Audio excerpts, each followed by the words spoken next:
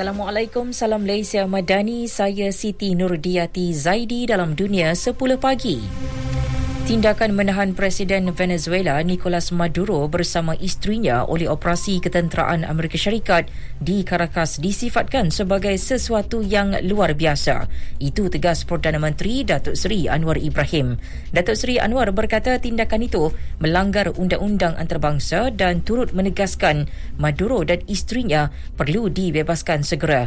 Perdana Menteri memberi amaran menyingkirkan seorang ketua kerajaan melalui campur tangan luar adalah satu tindakan tidak wajar.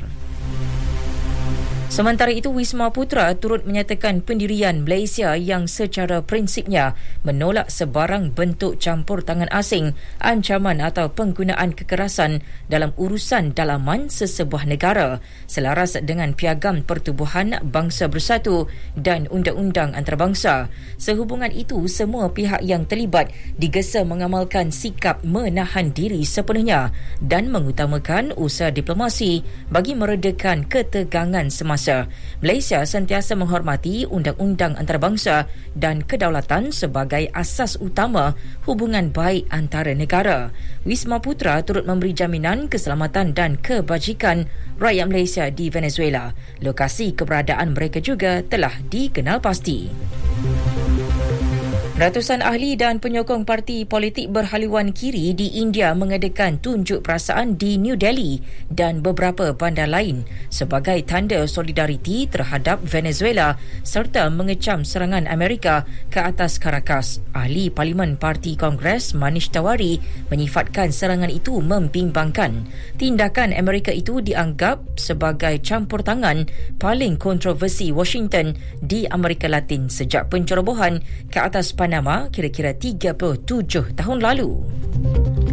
Dalam perkembangan berkaitan, Pengarah Pusat Pengajian Diplomasi Universiti Normal Yunnan, Tang Jan Chun berkata, Amerika Syarikat tidak boleh menghalalkan sebarang operasi ketenteraan yang menyerang Venezuela dan membawa keluar presidennya Nicolas Maduro. Beliau berkata operasi yang dilancarkan Washington itu bertujuan hanya menguasai sepenuhnya sumber asli Venezuela, khususnya rizab minyak negara berkenaan.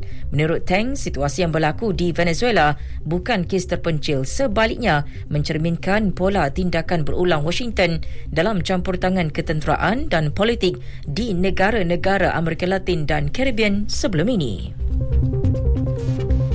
Dalam pada itu, Korea Utara turut mengecam serangan Amerika Syarikat ke atas Venezuela sambil menyatakan ia sebagai pencerobohan kedaulatan yang paling serius.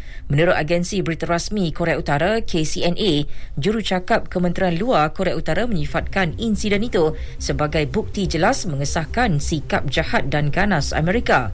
Pyongyang menegaskan situasi semasa di Venezuela menyebabkan akibat yang amat buruk terhadap kestabilan struktur hubungan serantau dan antarabangsa.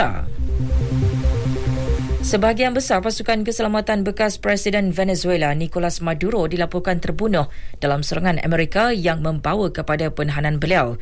Menteri Pertahanan Venezuela General Vladimir Padrino menerusi satu kenyataan berkata, serbuan berkenaan mengakibatkan kematian ramai anggota pasukan keselamatan yang bertanggungjawab melindungi Maduro. Bagaimanapun, Padrino tidak mendedahkan angka sebenar korban. Dalam pada itu, beliau turut menyatakan sokongan kepada naib Presiden Delcy Rodriguez sebagai Presiden sementara. Tambahnya, angkatan bersenjata telah diaktifkan di seluruh negara bagi menjamin kedaulatan Venezuela.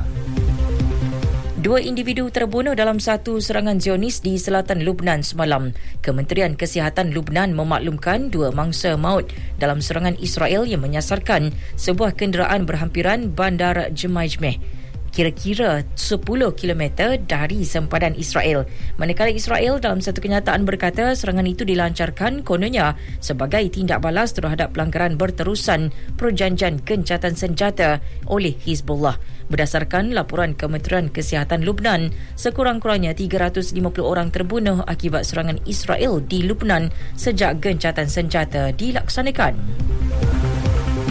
Akhir sekali, bola sepak La Liga Spanyol, Real Madrid membelasah Real Betis 5-1 yang menyaksikan penyerang muda Madrid Gonzalo Garcia Torres beraksi cemerlang menyumbang hat-trick.